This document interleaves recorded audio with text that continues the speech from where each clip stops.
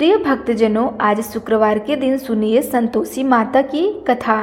माता की आशीर्वाद आप सभी पे हमेशा बनी रहे। यदि आप शुक्रवार के दिन संतोषी माता की कथा का श्रवण करते हैं तो आने वाले जीवन में जितनी बाधाएं होती है, माता उनकी रक्षा अवश्य करती है। बहुत समय पहले की बात है, एक बुढ़िया माई रहती थी। उनके 7 बेटे थे।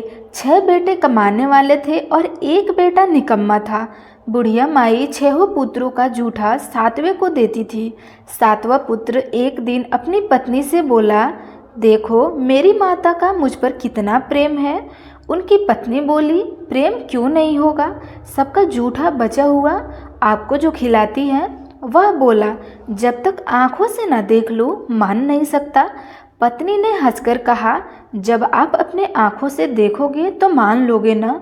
कुछ दिन बाद एक बड़ा त्यौहार आया। घर में 7 प्रकार के भोजन और चूरमा के लड्डू बने थे।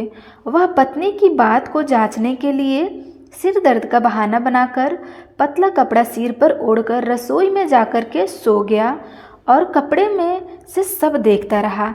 छठों भाई भोजन करने आए। उसने देखा माँ ने उनके लिए सुंदर सुंदर आसन बिछाए, 7 प्रकार की रसोई परोसी और आग्रह कर के उन्हें भोजन कराती रही। वह देखता रहा। 6 भाई भोजन करके उठ गए। तब माँ ने उनकी थालियों में से लड्डुओं के टुकड़ों को उठाया और एक बहुत बड़ा लड्डू बनाया। जूठन साफ कर माँ ने उसे पुकारा, उठ बेटा उठ, तेरे भाइयों ने भोजन कर लिया है, तू भी उठकर भोजन कर ले। उसने कहा, माँ मुझे भोजन नहीं करना, मैं परदेश जा रहा हूँ। माता ने कहा, कल जाना हो तो आज ही जा। वह बोला, हाँ हाँ जा रहा हूँ। यह कहकर वह घर से निकल गया। चलते समय उसे अपनी पत्नी की याद आई। वह गौशाला में कंडे थाप रही थी। वहाँ जाकर वह बोला, मेरे पास आपको देने के लिए कुछ नहीं है, मेरे पास यह अंगूठी है, सो ले लो और अपनी कोई निशानी मुझे दे दो। उनकी पत्नी बोली, मेरे पास क्या है, यह गोबर भरा हाथ है।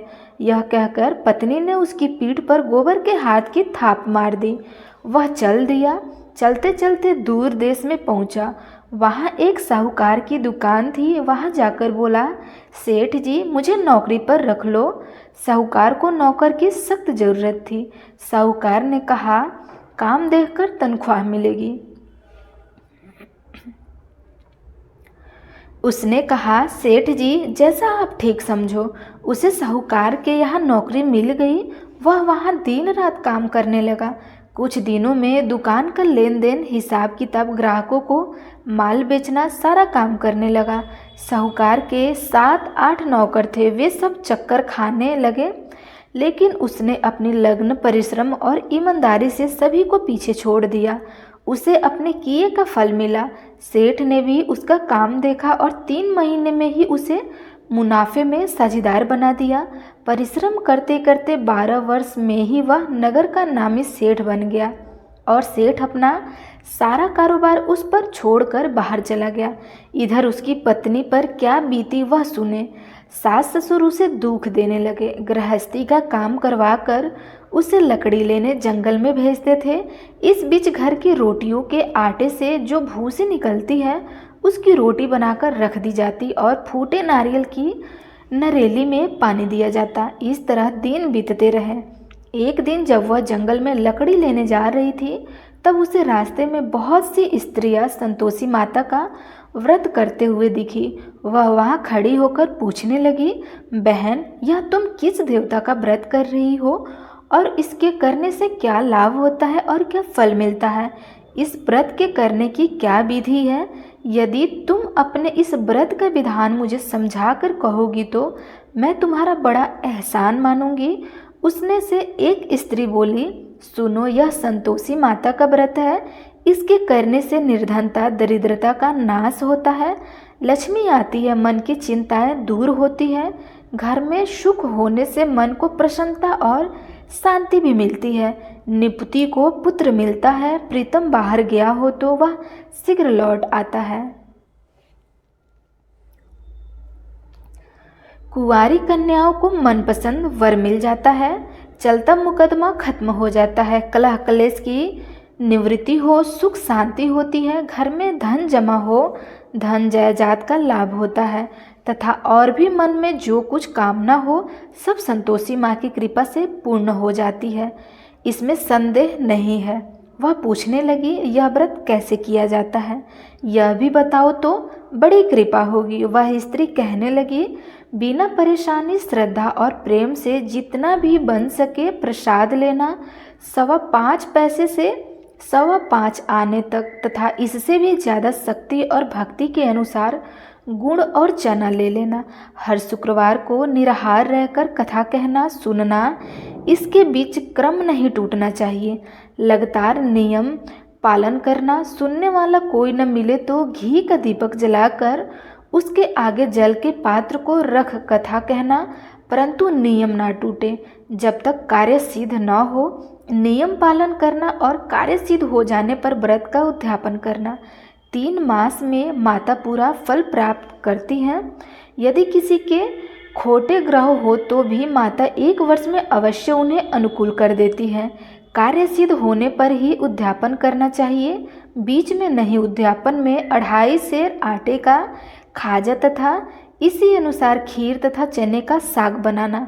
8 बच्चों को भोजन कराना। जहाँ तक मिले देवर जेठ भाई बंधु कुटुंब के लड़के लेना, न मिले तो रिश्तेदारों और पड़ोसियों के लड़के बुला लेना, उन्हें भोजन करा देना। यथाशक्ति दक्षिणा देना। माता का नियम पूरा करना। ध्यान रखना उस दिन घर में कोई खट्टी चीज़ या खटाई न खाए। यह सुनकर वह वहाँ से चल दी। रास्ते में लकड़ी के बोझ को बेच दिया और उन पैसों से गुड़ चना लेकर माता के व्रत की तैयारी कर आगे चली। रास्ते में संतोषी माता के मंदिर में जाकर माता के चरणों में लौटने लगी। विनती करने लगे कि माँ, मैं दीन हूँ, निपट मूर्ख हूँ, व्रत के नियम कुछ नहीं जानती, मैं बहुत दुखी हूँ। हे माता, मेरा दुख दूर करे, मेरी तेरी शरण में हूँ। माता को दया आई। एक शुक्रवार बीता कि दूसरे शुक्रवार को ही उसके पति का पत्र आया और तीसरे शुक्रवार को उसका भेजा हुआ पैसा आ पहुंचा। यह देखकर जेठानी मुंह सिकुड़ाने लगी। इतने दिनों बाद इतना पैसा आया, इसमें क्या बड़ाई है। लड़के ताने देने लगे। काकी के पास अब पत्र आने लगे, रुपया आने लगा। अब तो काकी की खातिरदारी बढ़ेगी। अब तो काकी बुलाने से भी नहीं बोलेगी। बेचारी सरलता से कहती, भैया पत्र आया, रुपया आया तो हम सबके लिए अच्छा है। ऐसा कह करके आंखों में आंसू भरकर संतोषी माता के मंदिर में जाकर मातेश्वरी के चरणों में गिरकर रोने लगी। माँ, मैंने तुमसे पैसा नहीं मांगा, मुझे पैसे से क्या काम, मुझे तो अपने सुहाग से काम है। मैं तो अपने स्वामी के दर्शन और सेवा मांगती हूँ। तब माता ने प्रसन्न होकर कहा, जा बेटी, तेरा स्वामी जल्द ही आएगा। यह सुनकर खुशी से बावली हो वह घर आकर काम करने लगी। संतोषी माँ विचार करने लगी, इस भोली पुत्री से मैंने कह तो दिया है कि तेरा पति शीघ्र आ जाएगा, पर आएगा कहाँ से। वह तो इसे स्वप्न में भी याद नहीं करता। उसे इसकी याद दिलाना तो मुझे ही जाना पड़ेगा। संतोषी माता ने उस बुढ़िया के बेटे को स्वप्न में समझाया, पुत्र, तेरी घरवाली कष्ट उठा रही है। वह बोला, माता, यह तो मुझे भी मालूम है, परंतु क्या करूं, वहाँ कैसे जाऊं। परदेश की बात है, लेन देन का सारा हिसाब किताब है, कोई जाने का रास्ता नज़र नहीं आता। आप ही कोई राह दिखाइए कि वहाँ कैसे जाऊं। माँ कहने लगी, सवेरे नहा धोकर संतोषी माता का नाम लेकर घी का दीपक जलाकर दंडवत कर और दुकान पर जा बैठना। देखते देखते तेरा लेन देन चुक जाएगा, जमा माल बिक जाएगा, साँझ तक होते होते धन का ढेर लग जाएगा।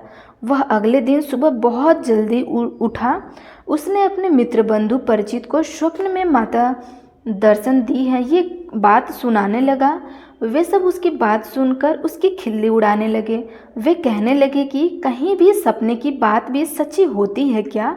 एक बूढ़ा व्यक्ति बहुत समझदार था। वह बोला, देखो भाई, मेरी बात मानो, इस तरह साय या झूठ कहने से बदले देवता ने जैसा कहा वो वैसा करेंगे। तेरा क्या जाता है। बूढ़े की बात मानकर नहा धोकर उसने संतोषी माता को प्रणाम किया। फिर घी का दीपक जलाकर दुकान पर जा बैठा। शाम तक धन का ढेर लग गया। वह हैरान हुआ, मन में संतोषी माता का नाम ले रहा था।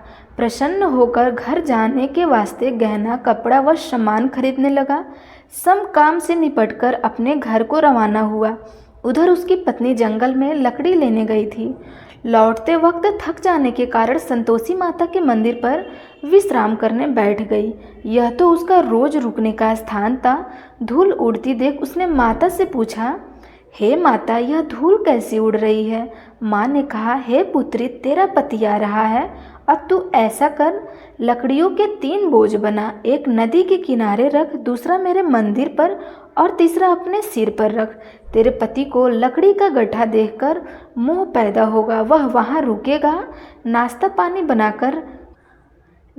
पानी बना खाकर माँ से मिलने जाएगा। तू लकड़ी का बोझ उठाकर जाना और बीच चौक में गड्ढा डालकर 3 आवाज़ें जोर से लगाना। लो सासू जी, लकड़ियों का गड्ढा लो, भूसी की रोटी दो, नारियल के खोपड़े में पानी दो। आज कौन मेहमान आया है। संतोषी माँ की बात सुनकर वह बहुत अच्छा माँ कहकर प्रसन्न मन में लकड़ियों के 3 गड्ढे बना लिए। एक नदी के तट पर, दूसरा माता के मंदिर पर रखा। इतने में ही मुसाफिर वहां आ पहुंचा।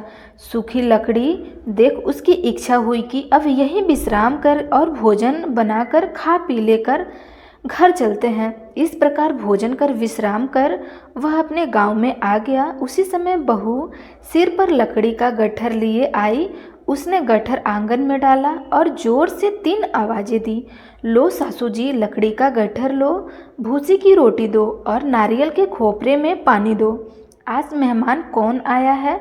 यह सुनकर सास ने अपने दिए हुए कष्टों को भुलाने हेतु कहा, बहू, तू ऐसा क्यों कहती है। तेरा मालिक ही तो आया है ना। बैठ, मीठा भात खाकर कपड़े गहने पहन ले। पत्नी की आवाज़ सुनकर उसका स्वामी बाहर आया और उसके हाथ में पहनी अंगूठी देख व्याकुल हो गया।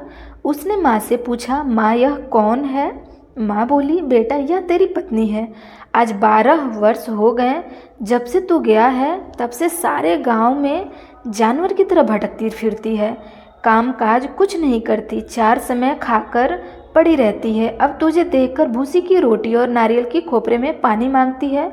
वह बोला, ठीक है माँ, मैंने इसे भी देखा है और तुम्हें भी। अब मुझे दूसरों घर की चाबी दो, मैं उसमें रहूँगा। ठीक है बेटा, तेरी जैसी मर्जी। ठीक है बेटा, जैसी तेरी मर्जी कह करके माँ ने ताले का गुच्छा बेटे के सामने रख दिया। उसने दूसरे घर को खोलकर सारा सामान जमाया। एक ही दिन में वहाँ राजा के महल जैसा ठाट बाट बन गया। अब क्या था, वह सुख भोगने लगी। अगला शुक्रवार आया तो उसने पति से कहा, मुझे संतोषी माता का उद्यापन करना है। पति बोला, बहुत अच्छी, खुशी कर लो। वह उद्यापन की तैयारी करने लगी। जेठ के लड़कों को भोजन के लिए कहने लगी। उन्होंने मंजूर किया, परंतु पीछे से जेठ लड़के भोजन करने आए। खीर पेट भर खाई, परंतु बाद में याद आते ही कहने लगे, हमें कुछ खटाई खाने को दो। खीर खाना हमें भात नहीं। देखकर अरुचित हो गई। लड़के उठ खड़े हुए, बोले, पैसा लाओ। भोली बहू कुछ जानती न थी, उसने उन्हें पैसे दे दिए। लड़कों ने बाजार जाकर उन पैसों से इमली खरीदी और खाई। यह देखकर बहू पर माताजी ने कोप किया। राजा के दूत उसके पति को पकड़कर ले गए। जेठ जेठानी मनमाने खोटे वचन कहने लगे। लूट लूट कर धन इकट्ठा कर लाया था, सो राजा के दूत उसे पकड़ ले गए। अब सब मालूम हो गया। जब जेल की रोटी खाएगा। बहू से यह वचन सहन नहीं हुआ। वह संतोषी माता के मंदिर में गई और कहने लगी, माता, तुमने यह हंसा करके क्यों रुलाने लगी।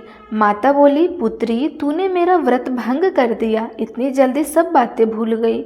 वह बोली, माता, भूली तो नहीं हूँ, न कुछ अपराध किया है। मुझे तो लड़कों ने भूल में डाल दिया, मुझे क्षमा करो माँ। माँ बोली, ऐसी भूल भी कहीं भूल होती है क्या। बेटी बोली, माँ अब भूल नहीं होगी। अब बताओ मेरे पति कैसे आएंगे। माँ बोली, पुत्री जा, तेरे पति तुझे रास्ते में ही आते मिलेंगे। वह मंदिर से निकलकर बाहर आई तो रास्ते में उसे अपना पति आता हुआ मिला। उसने पूछा, कहाँ गए थे। पति ने बोला, इतना धन जो कमाया है उसका कर राजा ने मांगा था, वह भरने गया था। वह प्रसन्न होकर बोली, भरा हुआ, अब घर चलो। फिर अगला शुक्रवार आया। वह बोली, मुझे माता का उद्यापन करना है। पति ने कहा, ठीक है, करो। वह फिर जेठ के लड़के से भोजन को कहने गई। जेठानी ने लड़कों को सिखा दिया कि तुम पहले ही खटाई मांगना। लड़के भोजन करने बैठे, परंतु भोजन के पहले ही कहने लगे कि हमें खीर पूरी नहीं भाती, जी बिगड़ता है, कुछ खटाई खाने को दो। बहू बोली, खटाई खाने को नहीं मिलेगा, खाना हो तो खाओ वरना चले जाओ। उसने उठकर चले जाने पर उनके ब्राह्मणों के लड़के बुलाकर भोजन करवाया। दक्षिणा की जगह उन्हें एक फल दिया। इसमें संतोषी माता प्रसन्न हो गई। माता की कृपा से 9 माह बाद उसको चंद्रमा के समान एक सुंदर सा पुत्र प्राप्त हुआ। पुत्र को लेकर वह प्रतिदिन संतोषी माता के मंदिर में जाने लगी। माँ ने सोचा कि यह रोज आती है, अब क्यों न मैं ही इसके घर चलूँ, इसका आसरा देखूँ तो सही रहेगा। यह विचार कर माता ने भयानक रूप बनाया। गुड़ और चने से सना मुख, ऊपर से शुंड के समान होठ, उस पर मक्खियाँ भिनभिनाती रही थी। दहलीज पे पैर रखते ही उसकी सास चिल्लाई, देखो रे, कोई चुड़ैल डाकिन चली आ रही है, लड़कों इसे भगाओ नहीं तो सबको खा जाएगी। बहू रोशनदान से देख रही थी। वह प्रसन्न हो उठी, आज मेरी माता मेरे घर आई है। यह कहकर दूध पीते बच्चों को गोद से उतार दिया। इस पर उसकी सास क्रोध में भरकर बोली, अरे राण, इसे देखकर कैसे उतावली हुई जो बच्चों को पटक दिया। इतने में माँ के प्रताप से जहाँ देखो वहाँ लड़के ही लड़के नजर आने लगे। बहू बोली, माँ जी, मैं जिनका व्रत करती हूँ यह वही संतोषी माता है। इतना कहकर उसने झट से घर के सारे किवाड़ खोल दिए। सबने माता के चरण पकड़ लिया और विनती कहकर करने लगे कि हे माता, हम मूर्ख हैं, अज्ञानी हैं, तुम्हारे व्रत की विधि हम नहीं जानते। तुम्हारा व्रत भंग कर हमने बड़ा अपराध किया है। माता, आप हमारे अपराधों को क्षमा करें। हे माता, आप हमारे अपराधों को क्षमा करो। इस प्रकार बार बार कहने पर संतोषी माता प्रसन्न हुई। इसके बाद उसकी सास कहने लगी, हे संतोषी माता, आपने बहू को जैसा फल दिया वैसे सबको देना। जो यह कथा सुने या पढ़े उनका मनोरथ पूर्ण करना। तो आप सब प्रेम से बोलिए, संतोषी माता की जय।